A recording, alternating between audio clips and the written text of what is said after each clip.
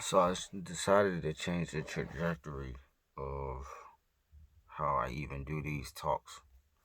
Um, just because, like, when I originally started doing them, it just felt after doing more reconsideration of listening to what I was saying, as well as like literally taking an accountability of the things that I was actually doing. Um, just realized like, bro, I am evil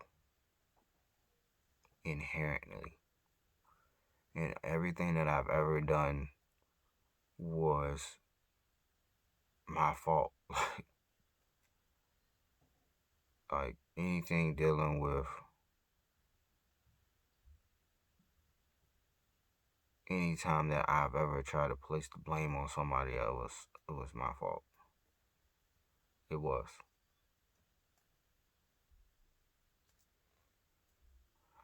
I brought the demons into my house.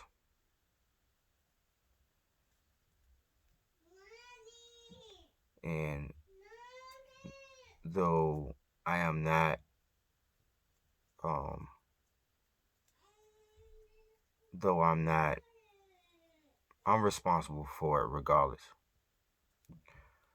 Because if I was able to control my own demons, then that in turn would be able to help control the demons that exist within other people within the confines of of our home, i.e., my family.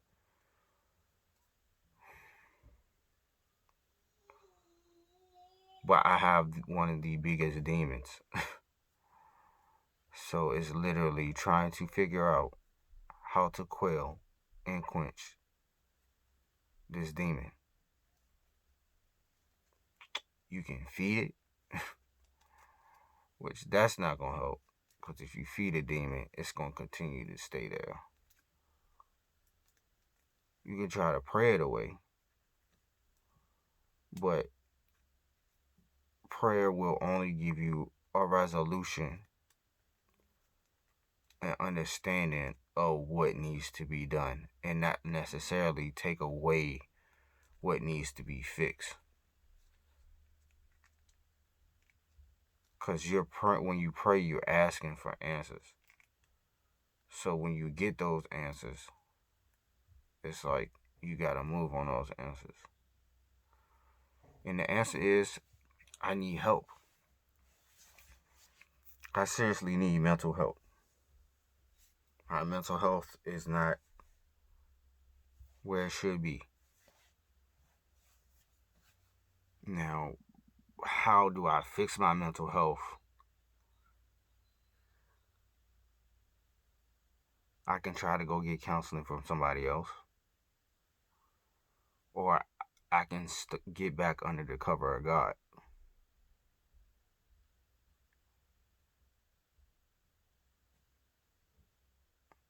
And not to throw the money aspect out of it, but that's free. But it takes me to do the work. Like I was talking to my pastor the other day, he was talking about the mindset in the mind. And for the most part, everything dealing with the Bible has to do with the mentality, the mind of the people. Your mind is what is affected the most. And that's how the devil can put you into situations as well. And not the devil, not blaming the devil, because it's you that's doing it. He just give you a situation or a thought. He just say, hey, you should do this, X, Y, and Z. Well, look, I'm my eyes swollen. But yeah, you should do X, Y, and Z. Or, you know, he knows what to say. But what are you doing? Like, you don't have to answer it. You can go the opposite direction, which is what we're actually told to do. Run the other way, flee. So the question is, did you flee or did you run to it? A lot of times I ran straight to that jump. It was comfortable. Sin is like mad comfortable. It's the easy option.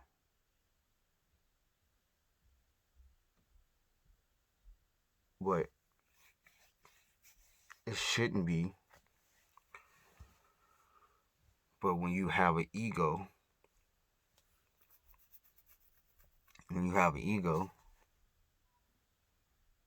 that's exactly what's going to be, what it's going to be. The hard thing to do is the right thing to do. Because the right thing to do is not to be selfish. Because when you think about it, even when you're sinning, you're being selfish. Even when you're in your comfort zone, you're being selfish. Because you're doing what makes you comfortable. You're not doing anything to help other people. You're doing what makes you comfortable.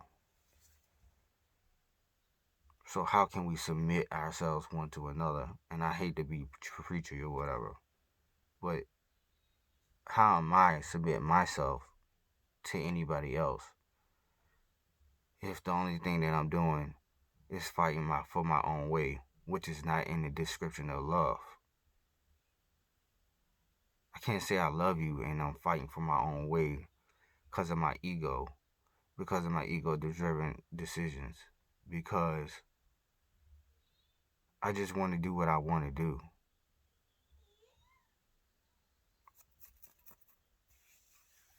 And that's not saying become manipulated by people.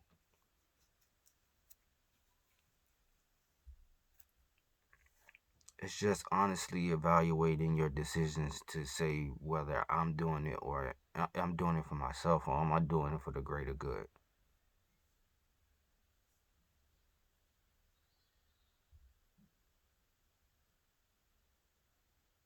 Testing every spirit doesn't necessarily mean that you gotta question the authority of everybody. You just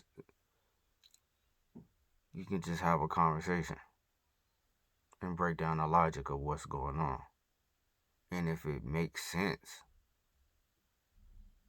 and two can agree, then it makes sense.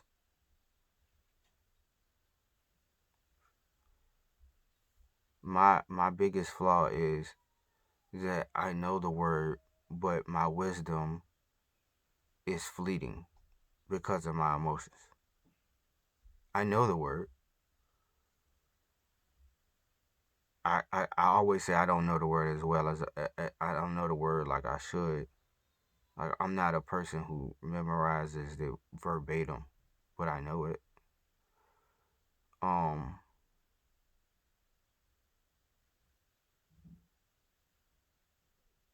and I mean verbatim. Like I can't tell you what scripture as far as the table of content or whatever. It's just I've never been that type of person just to remember that those types of details, and I should change that because those type of details would help me become a teacher, but I'm not a teacher. I'm not a teacher. I can't be a teacher. I mean, God may use me in certain instances to be able to teach other people, but I'm not a teacher as far as standing in front of the congregation teacher. At least I don't know. I don't know. I'm giving myself um I'm taking a lot away from myself, but I don't know. Whatever God want to do, it's what God want to do. Whatever God want to do, whatever is in my path to do, I'll do it. Whatever. It don't even matter, cause that's what His will is. It's not mine. But again, like I really have failed I hit rock bottom again. I really did. I hit rock bottom all over again. Like the amount of sin that I've done. When I really go back and look at it. And all of it is just me putting myself before everybody else. Like I really put myself before everybody else.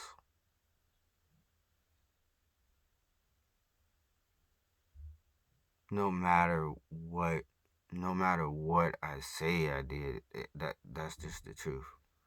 I put myself ahead of everybody else. I put myself ahead of my wife. I put myself ahead of my family, my children. How I felt came first. And and it's in key instances that I did that. Like I put myself ahead of everybody. My wants and my needs. But that's childish.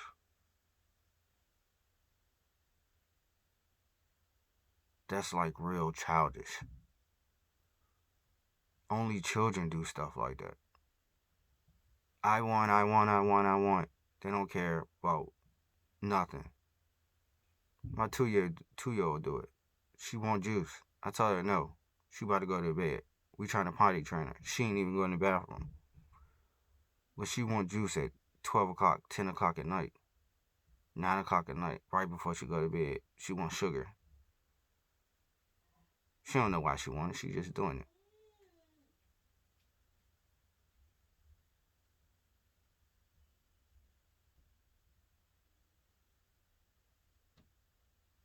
She just want it just cause. Not thinking about the whole ecosystem of the family. And that's not my wife's job. That's my job.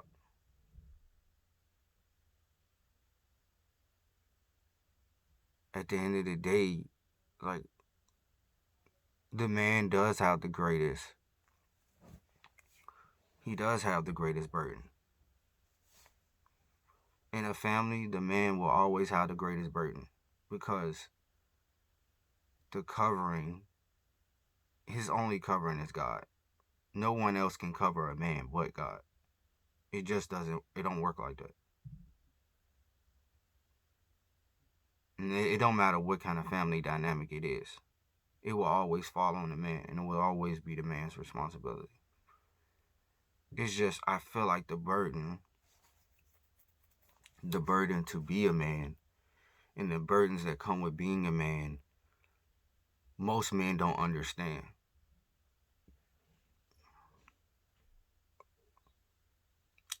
Especially nowadays. And I'm one of those men that don't understand that didn't grow up to understand the real totality of the burden of a man because I didn't have my father. Your father is supposed to teach you what the burdens are, to prepare you for what the burdens are as a man.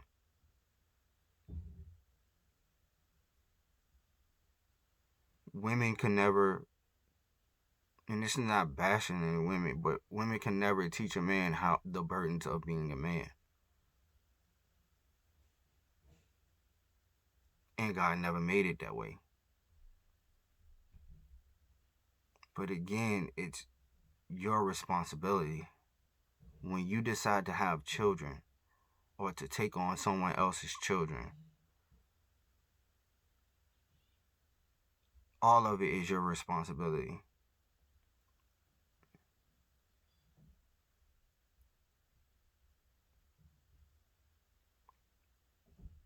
You become a teacher regardless if you want to or not. So whether you're teaching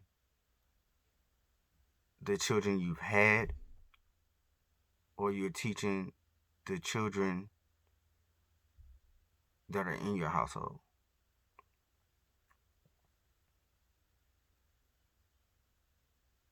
that are outside of your marriage, you're a teacher, regardless if you want to or not. And you have to work on being a teacher from the point of humility and not the point of ego.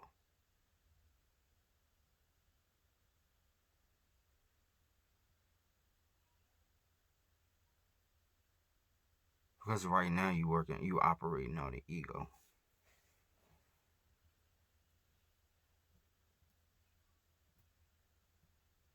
Right now you are operating out of ego.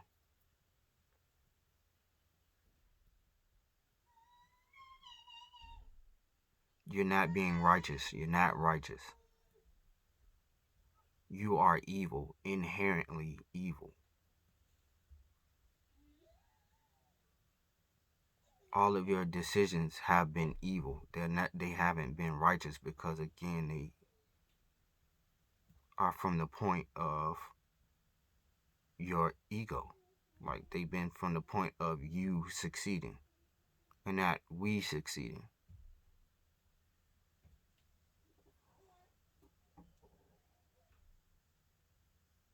But how can you say you love somebody again if it's all about you? If you're fighting from your perspective, if you're fighting to win and not fighting to gain understanding.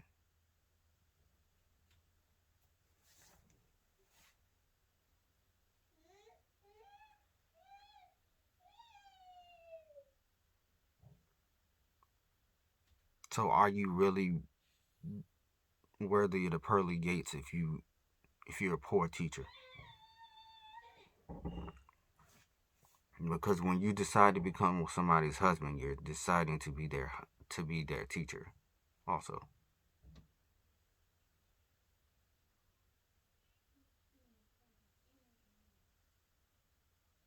Being a leader is also being a teacher. Asking someone to marry you is asking them to learn from you. And if they can only learn from you the fact that you're abusive,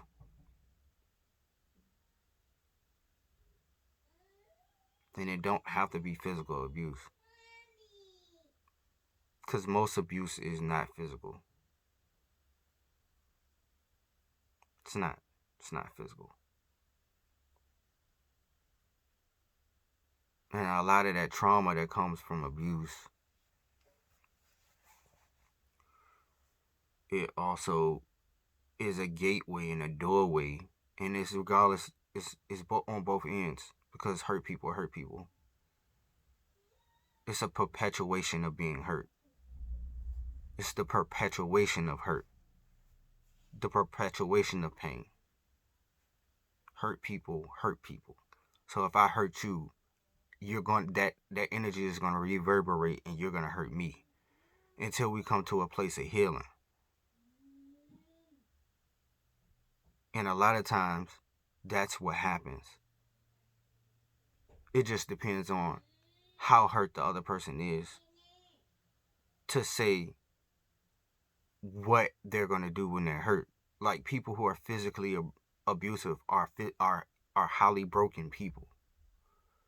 So if you get a highly broken person with someone who hasn't been broken yet, then the other person is going to take the brunt, take the hardest hits. Because now I'm not broken yet. Now you're breaking me. And now when I'm broken, now I'm going to start breaking you. That's what happens. And then when you get two broken people who have been broken and through all of their traumas and they come together, now you have the perpetuation of different types of hurt. But again,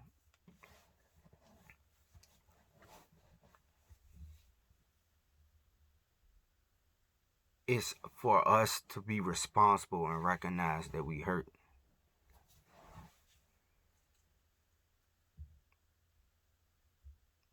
You can't ask for somebody else to stop hurting you. You have to stop hurting yourself, and you have to stop hurting them too. See, that's the trade-off. You can't say you want to stop this person from hurting you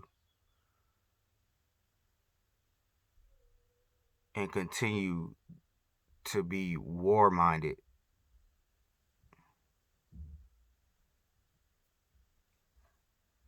if you won't yourself stop being war-minded and think about peace. It just don't work like that.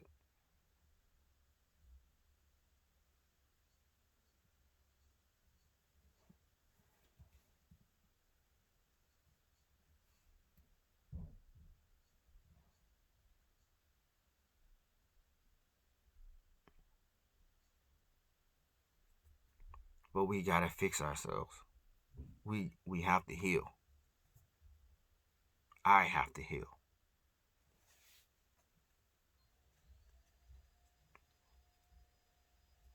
I have to start the healing process first because I'm the man in the household. I have to take it more serious. I can't think about outside success if my inside is like all messed up. Cause there's a lot of broken people who will have success, or what the world calls success. It's a lot of broken people with those successes. They're truly broken. They're broke. Having money doesn't make you rich. You can be broke and rich and have money. That's monetary. Being broke is a mentality. Money does not make you rich. It just means you're able to obtain materialism.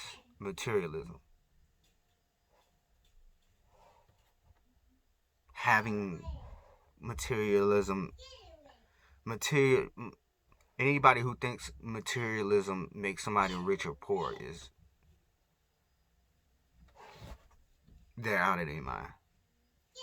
They are. It's a lot of. I've seen people who were basically homeless enjoying better lives than people who don't. You know what I'm saying? Don't have all of the same materialism going on. You got all of these cars and you got a house, and so what? Your family ain't together. You broke. You broke. Jeff Bezos is broke.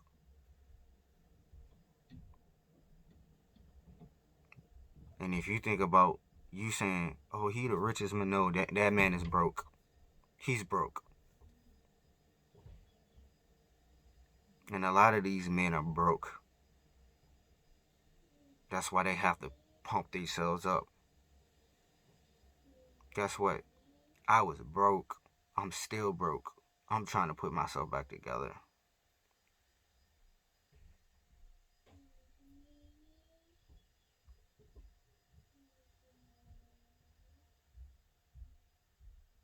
Being broke is not. It's only negative if you can't identify what it is. It's only negative if you can't identify your brokenness and start healing. And I haven't even started. I haven't even started. Or I may have started. I don't know. I just never finished. And that's another thing. We run away from things. I run away from things. I start things and I never finish them.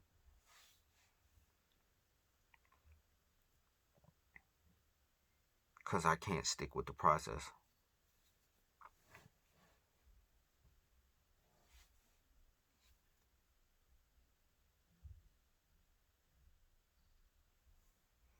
So yeah,